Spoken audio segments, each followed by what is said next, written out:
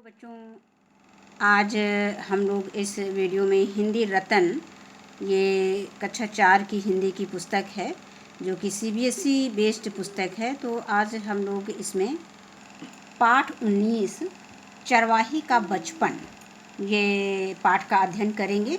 अध्याय 19 का अध्ययन करेंगे। ये चरवाहे का बचपन एक कविता है और ये कविता के माध्यम से कवि जो है चरवाही के बचपन के विषय में बहुत ही अच्छे ढंग से ये प्रस्तुत कर रहे हैं, पेश कर रहे हैं। तो आइए सबसे पहले हम कविता का इस वीडियो में सबसे पहले सस्वाचन करेंगे।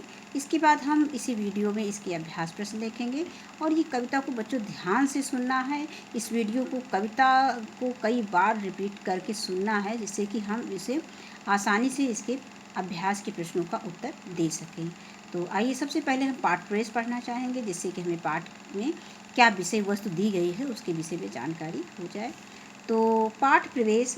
प्रस्तुत पाठ में कवि ने चरवाहे के जीवन को कविता के रूप में बड़े मार्मिक ढंग से प्रस्तुत किया है।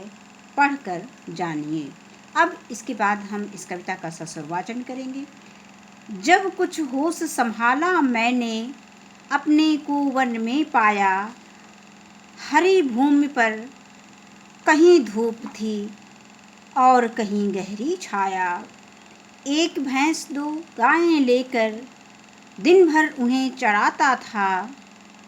घर आकर ब्यालू में माँ से एक पाव पे पाता था। देख किसी का ठाठ न हमको, ईर्ष्या कभी सताती थी। वह बनावटी वेश देखकर लज्जा ही कुछ आती थी। जो भी हो निश्चिंत भाव से था मन में, सुख ही पाता। किसी तरह खेती पाती से था संसार चल जाता। मुझ जैसे मेरे साथी थे, सब मिलकर खेला करते। मन निर्मल था, तन पर जो कुछ आ पड़ता झेला करते। इसी के आगे कविता और दी गई है, तो देखते हैं। बंदर सम पेड़ों पर चढ़ते, जैसा कि चित्र में दिखाया भी गया है। डालें कभी हिलाते थे, पके पके फल तोड़ तोड़ कर खाते और खिलाते थे। एक बार इस पंक्ति को फिर पढ़ना चाहेंगे। बंदर सम पेड़ों पर चढ़ते, डालें कभी हिलाते थे, पके पके फल तोड़ तोड़ कर खाते और खिलाते थे। शब्द विशेषों से पशुओं को चलते समय बुलाते थे।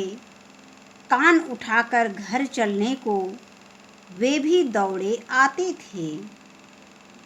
आते जाते समय हमारा मानस हंस मोद पाता। देख भरा भंडार प्रकृति का, ग्लानि और श्रम मिट जाता। लौटा दो बचपन, कोई मेरा समय वही। मैं न मरूं, पाऊं यदि उसको, है जीवन का यत्न यही।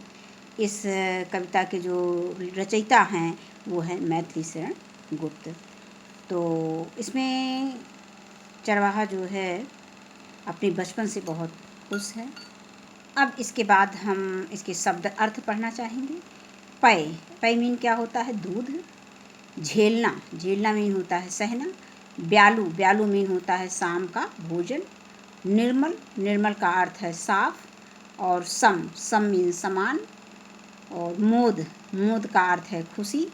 ग्लान का अर्थ है पछतावा। और यत्न का अर्थ है प्रयास। और लज्जा का अर्थ है शर्म। और श्रम का अर्थ है थकावट। अब इसके बाद हम इसके श्रुतलेख यानी डिक्टेशन, जो कठिन शब्द हैं पाठ में, उनको एक बार पढ़ना चाहेंगे। ब्यालू निश्चिंत, भंडार ईर्ष्या, बनावटी, निर्मल, ग्लान, श्रम, प्रकृति, यत्न। अब इसके बाद हम अभ्यास प्रश्न पे आते हैं। तो अभ्यास प्रश्न में सबसे पहले हम मौखिक प्रश्न देखेंगे। तो मौखिक प्रश्न में क्या दिया गया है? पहला प्रश्न, होश संभालने के बाद चरवाहे ने अपने को कहाँ पाया। तो होश संभालने के बाद चरवाहे को वो वन में पाया। जैसा कि कविता में पहली ही पंक्ति में दिया गया है कि जब कुछ होश संभाला मैंने अपने को वन में पाया। तो इसका उत्तर यहीं से मिल जाता है कि चरवाहे के होश संभाले वो अपने को कहाँ पाया, यानी वन में पाया। अब आता है दूसरा प्रश्न, क्या चरवाहे किसी से ईर्ष्या करते हैं। तो इसका उत्तर है नहीं। फिर अगला गा है कि इस कविता के कवि कौन हैं। तो अभी हमने इसकी चर्चा की थी कि इस कविता के कवि जो हैं ये मैथिली शरण गुप्त हैं। तो यहाँ पे इनको हम लिख देंगे कि मैथिली शरण गुप्त हैं। अगर मौखिक में लिखने के लिए मौखिक है तो मौखिक ही पूछा जाएगा क्लास में। अब आता है लिखित प्रश्न। लिखित प्रश्न में पहला प्रश्न है कि दिन भर चरवाहा क्या करता था। तो ये हो जाएगा। इसके बाद पहला प्रश्न है कि दिन भर चरवाहा क्या करता था। चरवाहा दिन भर गाय भैंस चराता था। इसके बाद अगला प्रश्न खा है कि चरवाहे का भरण पोषण कैसे होता था। तो इसका उत्तर हो जाएगा कि चरवाहे का भरण पोषण खेती बाड़ी से होता था। आगे आता है कि चरवाहे का श्रम कैसे दूर हो जाता था। तो इसका उत्तर हो जाएगा कि प्रकृति का भंडार देखकर चरवाहे का श्रम दूर हो जाता था। इसके बाद आता है चौथा प्रश्न यानी कि घा। चरवाहा और उसके साथी चरते हुए पशुओं को कैसे बुलाते थे। तो इसका उत्तर है कि चरवाहा और उसके साथी चरते हुए पशुओं को विशेष शब्द से बुलाते थे। तो यहाँ पे ये कविता में भी दिया गया है। अभी हमने पढ़ा था कि शब्द विशेषों से पशुओं को चलते समय बुलाते थे। तो यहाँ से ये इसका उत्तर हो। अगला प्रश्न है अंगा। चरवाहा किसे लौटाने की बात कर रहा है। तो चरवाहा अपने बचपन को लौटाने की बात कर रहा है। जैसा कि ये अंतिम स्टैंजा में आया है कि लौटा दो बचपन कोई मेरा समय वही। तो यहाँ से इसका उत्तर मिल जाएगा। इसके बाद अब हम आते हैं पंक्तियों को पूरा करना है हमें। कविता प्रश्न संख्या 3 है कि कविता की पंक्तियों को पूरा कीजिए। तो ये हम इसी किताब से ही कविता से ही करेंगे। एक भैंस 2 गायें लेकर दिन भर उन्हें चराता था। फिर उसी के बाद है घर आकर ब्यालू में माँ से एक पाँव पर पाता था। तो ये हो गया।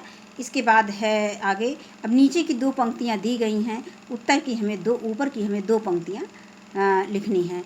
तो बंदर सम पेड़ों पर चढ़ते डाले कभी हिलाते थे और पके पके फल तोड़ तोड़ कर खाते और खिलाते थे। इसके बाद आता है अंगा। आता है कि फिर गा है लौटा दो बचपन कोई मेरा समय वही मैं न मरूं पाऊं यदि उसको है जीवन का यत्न यही।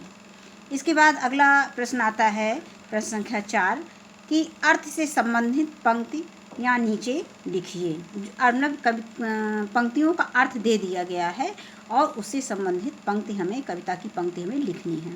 तो पहले प्रश्न में का में दिया गया है।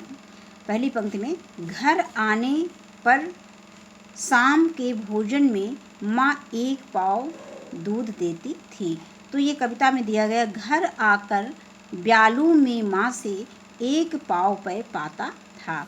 इसके बाद आता है खा। किसी के ठाट बाट देखकर हमें ईर्ष्या नहीं होती थी। तो इसको कविता में दिया गया है देख किसी का ठाट बाट न हमको ईर्ष्या कभी सताती थी। अब आगे आता है गा। खेती बाड़ी से किसी प्रकार हमारा काम चल जाता था। तो ये पंक्ति में दिया गया है किसी तरह खेती पाती से था संसार चल जाता। अब आता है घ। आते जाते समय हमारा मन सदा प्रसन्न रहता था। तो अब इसका जो कविता की पंक्ति दी गई है आते जाते समय हमारा मानस हंस मोद पाता। तो अब इसके बाद आता है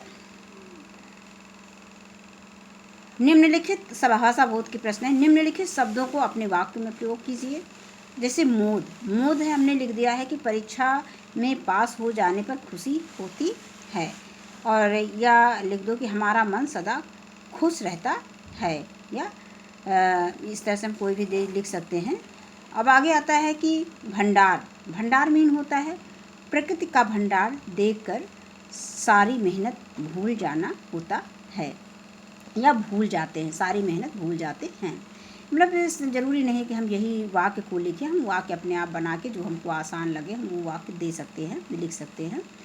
श्रम, ग्लानि और श्रम मिट जाता। अब इसके बाद आता है निर्मल। चरवाही का मन निर्मल था। ग्लानि, ग्लानि और श्रम मिट जाता, ये कविता की पंक्ति ही दे दिया गया। अब आता है कि प्रश्न संख्या 2, इनके दो दो पर्यायवाची शब्द लिखिए। तो भूमि, भूमि का पर्यायवाची शब्द जमीन हो गया और धरती। इसके बाद निर्मल, निर्मल का हो गया साफ और स्वच्छ। इसके बाद आता है संसार, संसार का पर्यायवाची शब्द दुनिया और विश्व दिया गया। अब आगे दिया गया है जीवन। जीवन का पर्यायवाची शब्द है जिंदगी और प्राण। इसके बाद साथी, साथी का दोस्त और मित्र हो गया, ये सब पर्यायवाची शब्द हो गया। अब उसी के आगे आता है कि निम्नलिखित शब्द समूहों से विशेष और विशेषण शब्द अलग अलग करके लिखिए।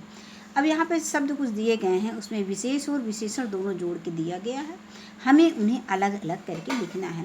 जैसे दीन दशा, अब दशा कैसी थी? दीन थी, तो यहाँ पे दशा क्या हो जाएगा? विशेष हो जाएगा और दीन हो जाएगा विशेषण। अब यहाँ पे निर्मल मन, मन कैसा था? निर्मल था, तो यहाँ पे निर्मल जो है हमारा विशेषण हो जाएगा और विशेष क्या हो जाएगा? मन। गहरी छाया, छाया कैसी थी? गहरी थी। अब यहाँ पे छाया जो है विशेष हो गया और गहरी जो है विशेषण हो गया।